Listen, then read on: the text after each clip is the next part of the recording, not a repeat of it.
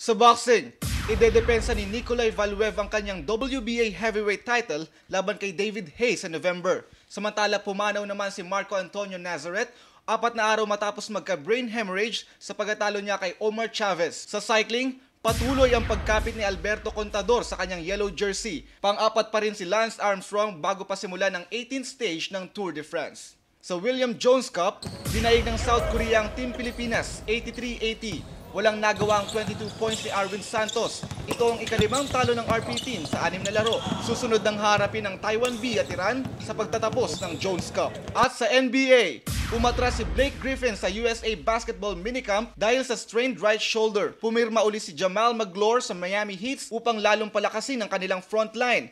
Kinuha naman ng Detroit Pistons ng free agent na si Chris Wilcox. Ramty para sa Sports Update.